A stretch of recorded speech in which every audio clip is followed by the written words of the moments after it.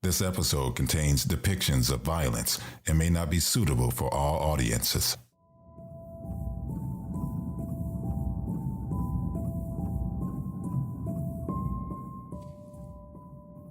This is part 2 of The Realtor. If you're just joining us, you may want to start with part 1. And like I mentioned last time, this is a really heavy story. It describes murders and rapes. So if this is not for you, I'd skip this one. Okay, let's start the show. Last time on Pretend Radio, Todd Kohlhepp described in great detail how he kidnapped Megan Coxey and killed her husband Johnny. So then you shot him how many times? Shot him twice in the chest. Okay. He dropped forward. When he dropped forward, I went around him and put another one through his spinal column. Okay, and you shot her? Not exactly. Todd Kohlhepp kept Megan prisoner for days, locked up inside a shipping container. So what happened with Megan? Put her in there, fed her for a couple days, proceeded to go ahead, mostly just left her the hell alone. Left her alone. I didn't know what to do with her. He claims he was going to let her go. I'll drive you up to damn Tennessee. I'll drop your ass off somewhere. If you got any common sense on this planet, you'll go left and I'll go right. Go. Please, go. Don't come back. It seemed like an easy solution. She was going to take it. She was happy. She was happy as hell.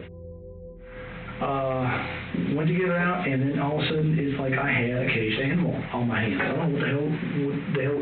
She went from, I'm so freaking happy in the world to be, I'm going to go to Tennessee with money, and I'm going to restart my life, and thank you, to bad shit crazy.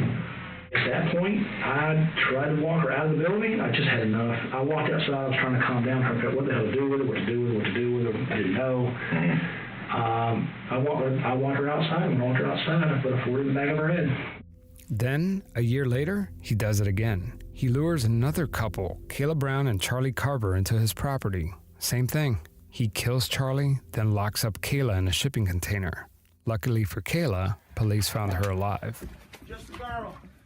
Just a girl. How are you, honey? Okay, we're gonna get you out of there, okay? Just hang loose for me. Anybody got I need a handcuff key. Handcuff key. I got it right here. Do you know where your buddy is? Charlie? Yes. He shot him. He shot him? Who did? Todd Kohlhepp shot Charlie Carver 3 times in the chest, wrapped him in a blue tarp, put him in the bucket of the tractor, locked me down here, and I never seen him again. Okay. He says he's dead and buried. He says there's several bodies dead and buried out here. When police asked if he was going to kill Kayla, Kohlhepp had this to say. Up there at the spot where you took Charlie, there were 2 holes dug. What was your intent with the second hole? Hadn't decided yet. Was that possibly for Kayla? Yes, sir. Okay. She came real close. Really? She has no idea. More than once. 2 couples lured by a successful real estate agent in nearly identical circumstances. Both couples think they're going to clear brush from Todd Kohlhepp's property. Instead, Kohlhepp shoots and kills the men and locks up the women in a shipping container.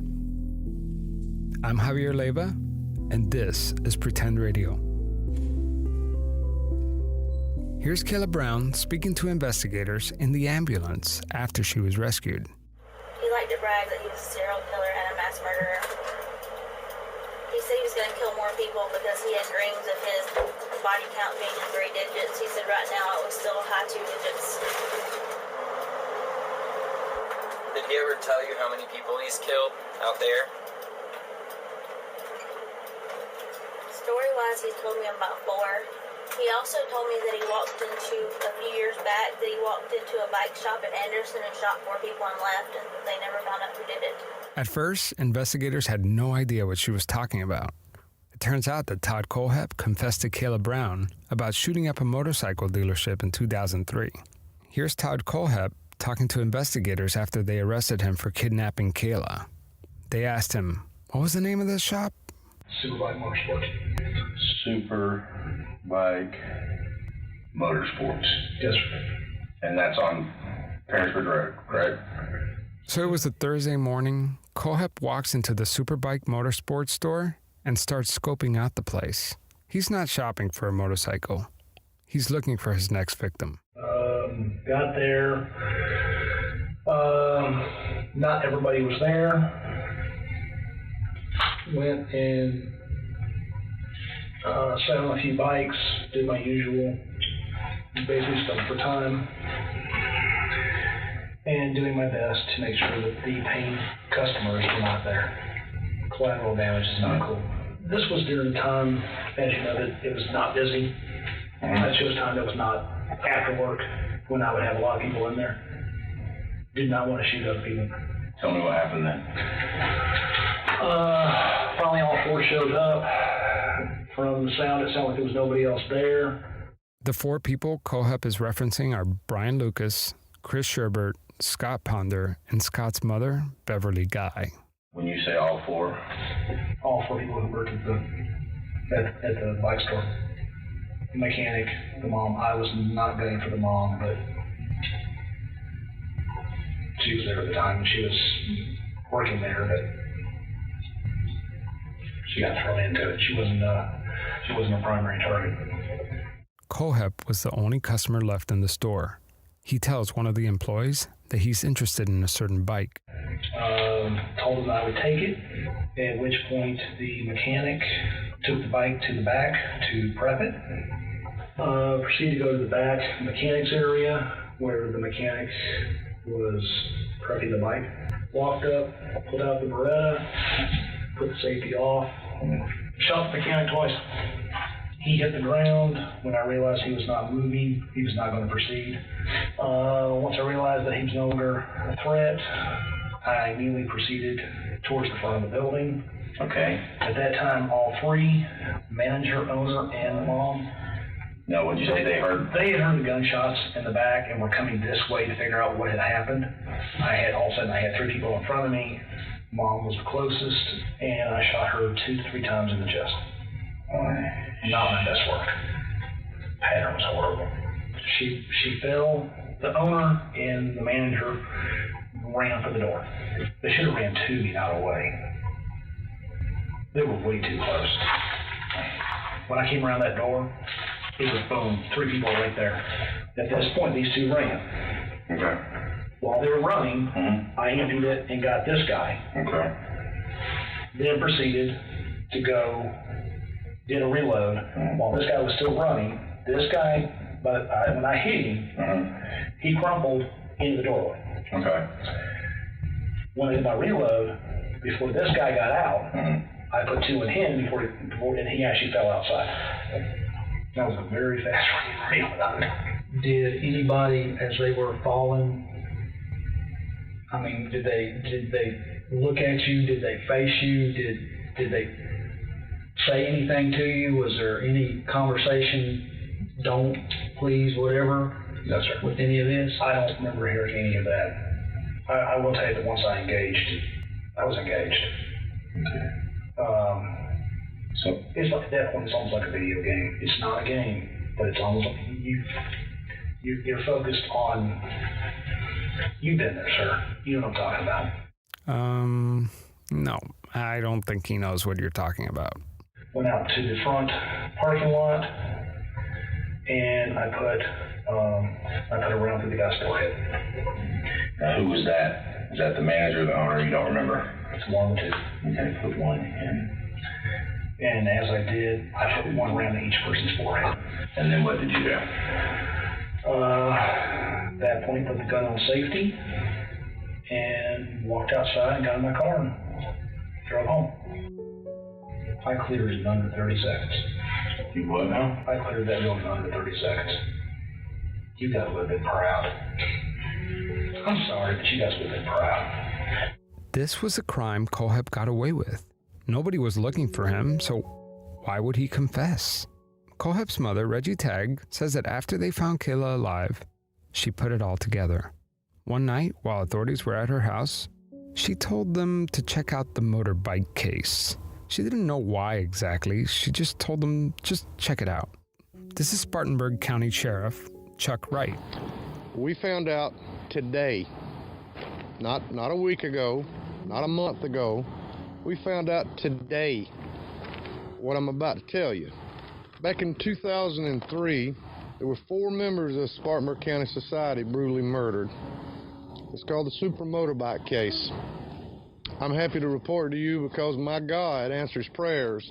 We signed 4 warrants on Todd Kohlhepp today with a confession that he did this crime. Praise the Lord. That's right. Praise the Lord. So why did he do it? Why did he murder everyone in that store? Reggie, Kohlhepp's mom, told a reporter that the shop owner and the employee teased her son about not knowing how to ride a motorcycle. Kohlhepp told his mom that he wanted revenge because he couldn't handle the rage and the anger. Reggie asked her son, "Todd, why did you do this? You had everything. I gave you everything." And he responded, "Because they embarrassed me. They made me feel so bad." When Kohlhepp's mom asked about Kayla Brown and Charlie Carver, he told her that he didn't like the way Charlie talked to him. She said that he was supposed to be working for her son and had a real smart mouth. This is Todd Kohlhepp's mother speaking to WSPA's Amy Wood. I'm so sorry. I am so sorry.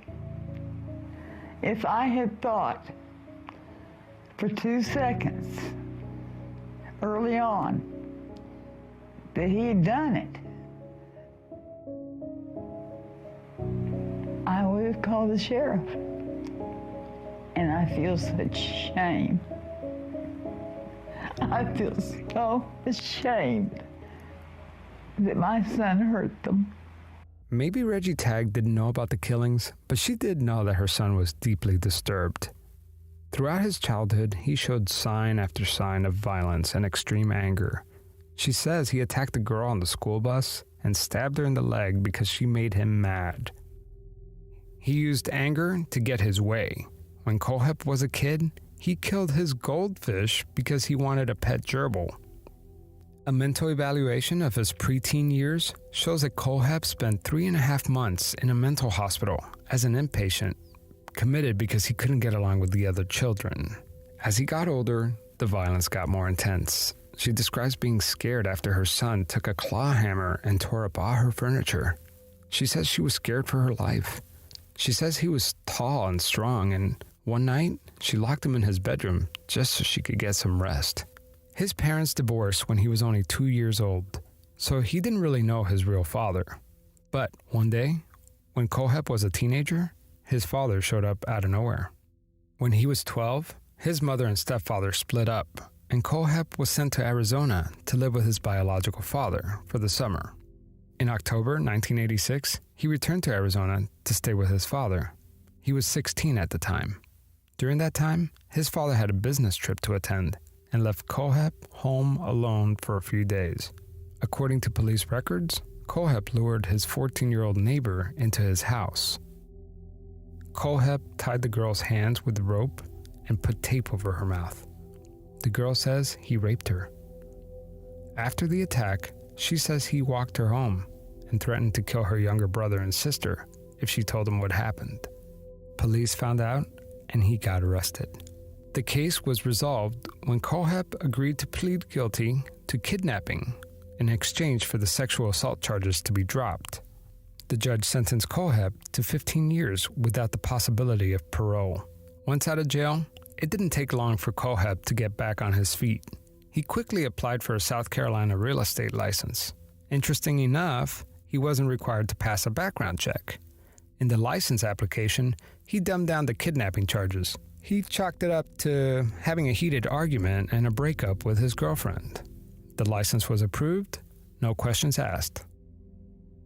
And now, here we are, 7 innocent lives taken that we know of. Was there anyone else? Here's Kohlhepp speaking to investigators after being arrested for Kayla's kidnapping. You had mentioned to your mom, and that when we had talked at the jail, that there were others, and you told your mom she didn't have enough hands. I had some altercations in Arizona. Okay. I don't remember all the details. I had a friend of mine that got shot coming out of the alleyway. Okay. I found the guy later on. Who was your friend that got shot? Michael something. I was a kid, I don't remember. Michael something. Do you remember the guy that you shot? I never knew his name. You never knew his name? He drove a gray Nova. What year was that, you think? Well, how old were you? 14. You were 14 at the time. Okay. My understanding is there was some kid who wanted to be in a gang and was doing his initiation. And his initiation was to shoot your friend? We were just two kids coming out of an alley. We weren't part of nothing.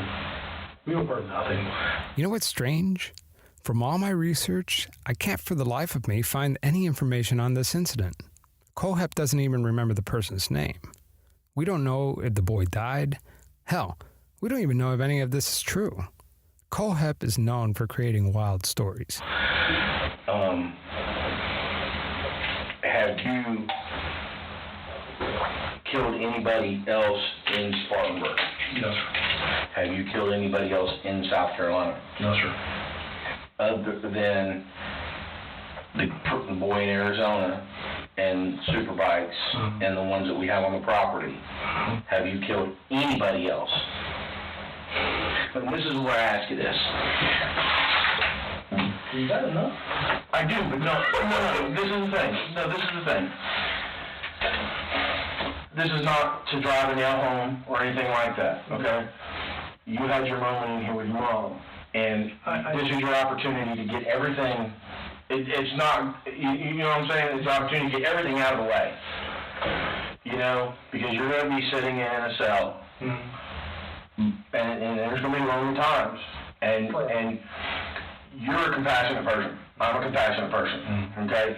In the heat of the moment, when somebody pisses you off, you may want to beat the shit out of them, shoot them, stab them, kill them, whatever. But when you're laying there at night, it may bother you. You see what I'm saying? And that's the only reason I'm asking. That's all I shot. That's the only one you shot. Okay. There's probably not a lot we're going to be able to do for you. I know. Giving you a clear conscience is one of the only things we can... Honestly, I'm not worried about my conscience. You gave me what I wanted. What I wanted was to have the opportunity to take care of my mom, whether my girlfriend accepts it or not, to at least attempt to take care of her and her kid. Do you still want me to reach out? Well, I have not yet, but do you still want me to reach out and talk to her to see if she wants to come see you or talk to you? If she would, please. Okay, I will. The biggest thing is, please let her know that whether I screwed up, I can't fix it. I hope that she doesn't basically let her pride get in the way. I've got Mom clearing house on trying to sell this stuff off. Okay. No one's going to get rich here. But the idea is I'd like to be able to get enough money where she is not damaged, where she can basically restart her life without this over her head. And put the kid through some school. She grows up to be something positive. Past that, that's all I really wanted.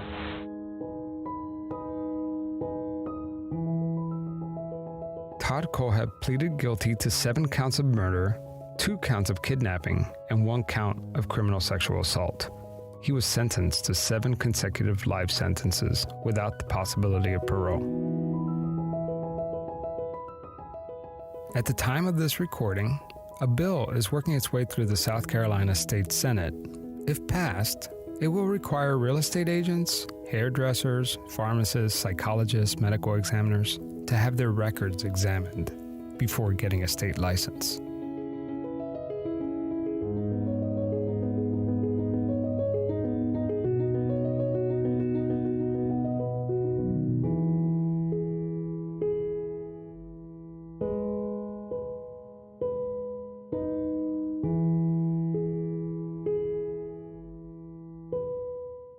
Next time on Pretend Radio, we're going to switch things up a little bit. I'm going to introduce you to Sharon McConnell Dickerson. At the age of 27, Sharon worked as a flight attendant and a cook. I was flying on corporate and private jets, cooking for executives and private families, vanities, musicians. Not a bad gig until one morning. In between a series of flights, everything changed. And so when I woke up in Chicago many years later, it was such a shock. I was on a trip and I woke up and it was like a heavy fog had set in.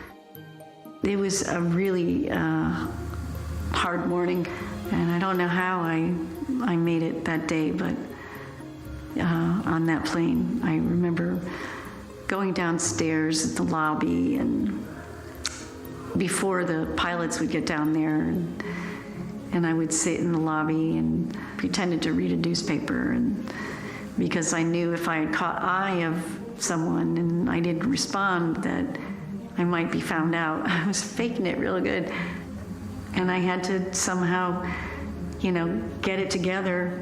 What am I going to do? What am I going to do? And I just did it.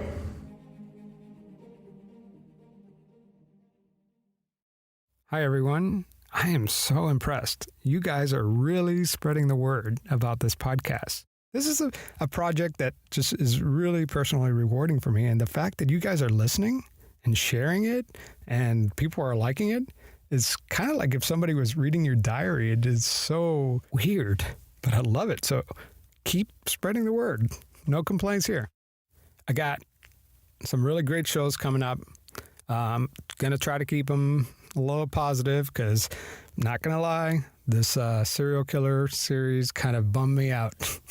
I mean, listening to that every day was kind of depressing. So it's probably going to be a while till I do another serial killer podcast, but just bear with me. I'm going to lighten the mood a little bit. So keep doing what you're doing. Spread the word. I love it. And I'll see you guys next time.